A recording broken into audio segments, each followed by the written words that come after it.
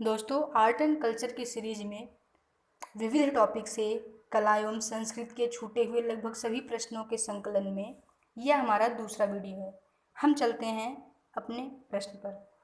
प्राचीन भारत में आयुर्विज्ञान चिकित्सा विज्ञान के संदर्भ में निम्नलिखित कथनों में से कौन सा सही नहीं है? औषधियों का सबसे पहले उल्लेख अथर्ववेद में मिलता है। सुश्रुत संहिता में रोगों के उपचार के लिए शल्य विधि का वर्णन करते हैं। चरक को शल्य चिकित्सा का पिता कहा जाता है। चरक संहिता में कुष्ठ और मिर्गी के अनेक प्रकारों का वर्णन है। तो इसमें से सी कथन छोड़ दिया जाए तो बाकी के तीनों सही हैं, जबकि ये तीसरा स्टेटमेंट आपका गलत है। क्यों? क्योंकि शल्य चिकित्सा का पिता चरक नहीं बल्कि सुश्रुत हैं। फिर भी आप इसकी व्याख्या देख सकते हैं। औषधियों का उल्लेख सबसे पहले अथर्ववेद में मिलता है। सुश्रुत को शल्य चिकित्सा का पिता कहा जाता है, जबकि अन्य कथन सही है और तीसरा गलत था। उल्लेखनीय है कि सुश्रुत ने शल्य क्रिया के 121 उपकरणों का उल्लेख किया है। सुश्रुत संहिता में सुश्रुत ने मोतियाबिंद, पथरी तथा अन्य बहुत से रोगों का उपचार शल्य क्रिया विधि से किया है। चरक संहिता भारतीय चिकित्सा शास्त्र का विश्वकोश है।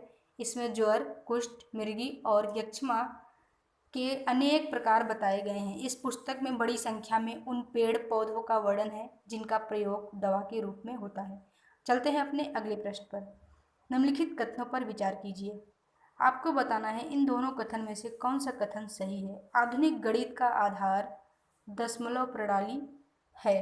और दूसरा कथन है भारत में दशमलव प्रणाली 5वीं सदी में विकसित हुई। और यह दोनों ही कथन सही है। आप इसकी व्याख्या देख सकते हैं। भारत में 5वीं सदी में दशमलव प्रणाली का विकास हुआ। इसी काल में यह अरबों तक पहुंची। 9वीं सदी में अरब गणितज्ञ अल-ख्वारिज़्म ने इसे अरब में लोकप्रिय बनाया। 12वीं सदी में एक ईसाई अबेलार्ड के माध्यम से यूरोप पहुंची। यहाँ वे अरब अंक पद्धति के रूप में प्रसिद्ध हुई। अब चलते हैं अपने अगले प्रश्न पर। गंगईकोंड चोलपुरम की स्थापना किस चोल शासक के शासनकाल में की गई थी? ये तो बहुत ही स्ट्रेट फॉरवर्ड प्रश्न है, आप जानते होंगे। इसका आंसर होगा ए, राजेंद्र प्रथम।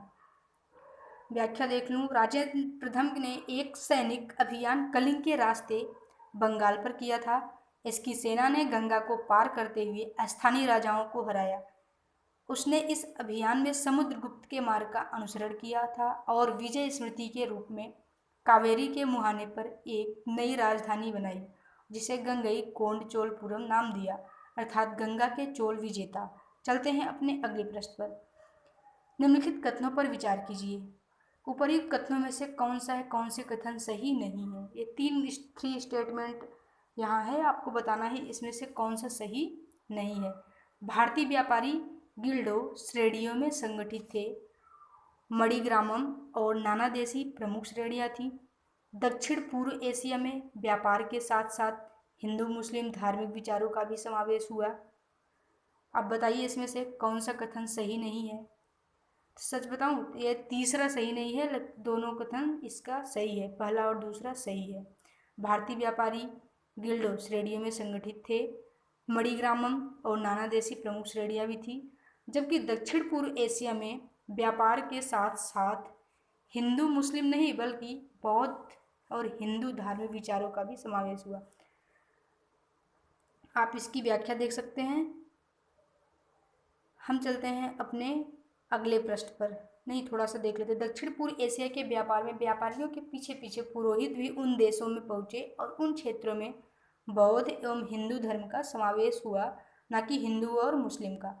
जावा के बोरोबुदुर का बौद्ध मंदिर तथा कंबोडिया के अंकोर वाट का विष्णु मंदिर दोनों ही इन धर्मों के प्रसार के प्रमाण हैं। चलते हैं अपने अगले प्रश्न पर। लिंगायत आंदोलन के संबंध में निम्नलिखित कथनों पर विचार कीजिए। आपको बताना है लिंगायत आंदोलन के संदर्भ में इन तीनों कथनों में से कौन सा कथन सही है। लिंगायत आंदोलन, इसके संस्थापक वासव और चंदवासव थे। ये शिव के उपासक थे। उन्होंने बाल विवाह का विरोध और विधवा विवाह का समर्थन किया। तो आप बताइए कौन सा आंसर होगा इसका? इसका आंसर हो जाएगा डी, यह तीनों ही कथन सही है। फिर भी आप इसकी व्याख्या देख सकते हैं। हम चलते हैं अपने अगले प्रश्न पर। माउंट आबू पर स्थित जैन मंदिर को किसने बनवाया था? तो आप जानते होंगे इसका आंसर हो जाएगा सी, वस्तुपाल। चालुक्य राजा भीमदेव प्रथम का मंत्री वस्तुपाल एक श्रेष्ठ लेखक था। उसने अनेक विद्वानों को आश्रय दिया और माउंट आबू स्थित दिलवाड़ा के जैन मंदिर को बनवाया। चलते हैं अपने अगले प्रश्न पर। चिदम्बरम मंदिर निम्नलिखित में से कहाँ स्थित है? तो आप जानते होंगे इसका आंसर हो जाएगा बी, तमिलनाडु। चिदम्बरम मंदिर तमिलनाडु में स्थित है और वहाँ मंदिर के गोपुरम में कृष्णदेव राय की मूर्ति भी रखी है। तो ये इम्पोर्टेंट फैक्ट है। चलते हैं अपने अगले प्रश्न पर। हम्पी को यूनेस्को द्वारा विश्व पुरातत्व स्थल कब घोषित किया गया? तो आप जानते होंगे इसका आंसर हो जाएगा डी, 1986 में। कुछ इम्पोर्टेंट इससे जुड़े जो फैक्ट हैं वो यहाँ आपके पास। 1986 में हम्पी को यूनेस्को द्वारा विश्व पुरातत्व स्थल घोषित किया गया। विजयनगर से संबंधित अन्य महत्वपूर्ण घटनाएं हैं 1800 में कॉलिन मैकेंजी द्वारा विजयनगर की यात्रा और 1876 में पुरा स्थल के मंदिर की दीवारों के अभिलेखों का JF फ्लीट द्वारा प्रलेखन प्रारंभ किया गया। चलते हैं अपने अगले प्रश्न पर। यूनेस्को की विश्व धरोहर सूची में निम्नलिखित में से भारत के कौन से सांस्कृतिक स्थल सूचीबद्ध हैं? इसका आंसर हो जाएगा डी।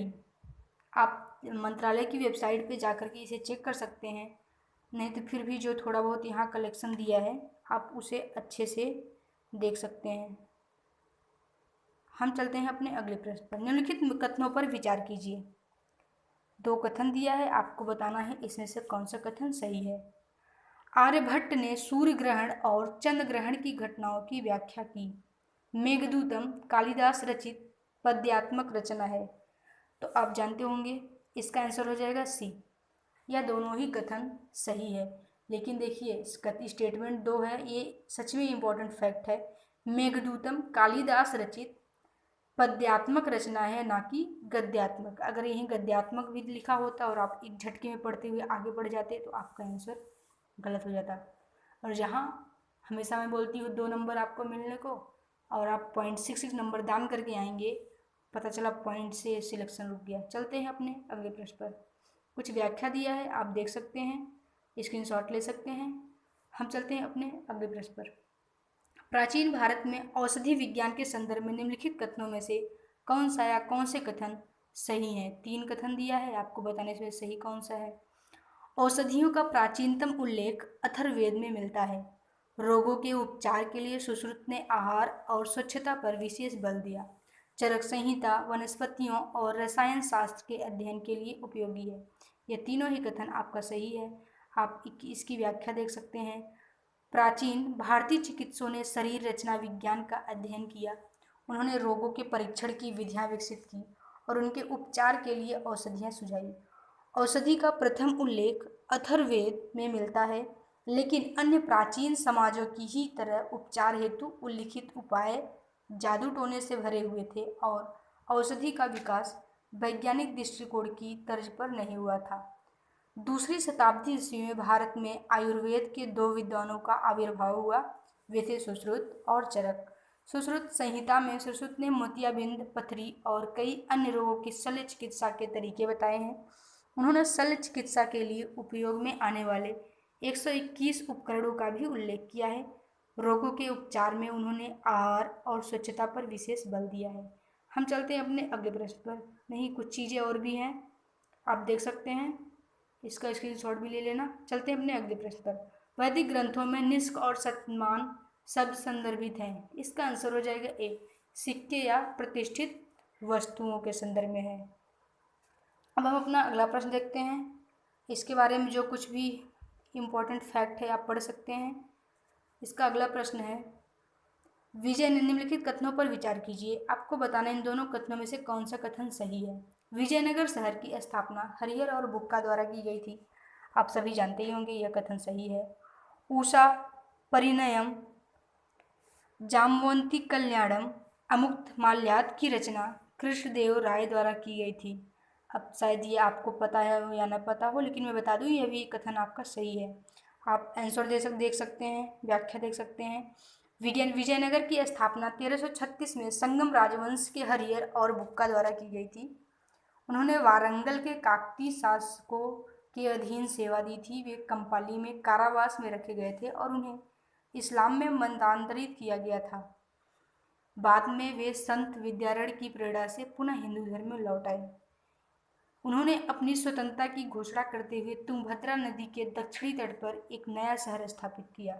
इस शहर का नाम विजयनगर, सिटी ऑफ विक्ट्री, रखा गया। हरिहर और बुक्का द्वारा स्थापित संगम वंश तथा सलूह नरसिंह द्वारा स्थापित सलूह राजवंश के पतन के बाद वीर नरसिंह द्वारा स्थापित तुलु राजवंश का उदय हुआ।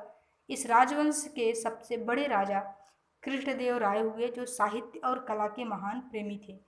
उन्होंने कई किताबें लिखी, जिनमें से अमुक्तमाल्यद सर्वाधिक लोकप्रिय है। उन्होंने संस्कृत में भी कुछ किताबें लिखी, जैसे उषा परिणय जामवंती। चलते हैं अपने अगले प्रश्न पर। त्योहार दिया है, उनके संदर्भ में क्षेत्र आपको बताना है कौन सा इसमें से सही सुमेलित है। जंगल महल उत्सव उत्तर प्रदेश, मेदाराम जात्रा तेलंगाना, फ्लेमिंगो पर्व आंध्र प्रदेश। तो मैं बता दूं इसका दो और तीन ये सही है, जबकि पहला गलत है। क्यों? क्योंकि जो जंगल महल उत्सव है यह कहाँ होता है, आप एक बार सोचिए। यह पश्चिम बंगाल में आयोजित किया जाता है, और वो भी जनजाति कला और संस्कृति को बढ़ावा देने के लिए। आप इसकी व्याख्या देख सकते हैं। हम चलते हैं अपने अगले प्रश्न पर। निम्नलिखित में से किस राज्य में त्रिशूर पूरम मनाया जाता है? तमिलनाडु में, आंध्र प्रदेश में, केरल में, कर्नाटक में। तो मैं इसका आंसर बता दूं, हो जाएगा बी, यह केरल में होता है। त्रिशूर पूरम केरल राज्य में मनाया जाने वाला सबसे रंगीन मंदिर त्यौहार है। आप इसकी व्याख्या देख लीजिएगा, अच्छे से इसको रिवाइज कर लीजिएगा। जो भी इसमें इम्पोर्टेंट लगे आप स्क्रीनशॉट लेके अपने पास रखिए, पढ़ाई अच्छे से करते रहिए। हम मिलते हैं इसके लास्ट वीडियो में, जहाँ इसके लगभग सभी प्रश्नों का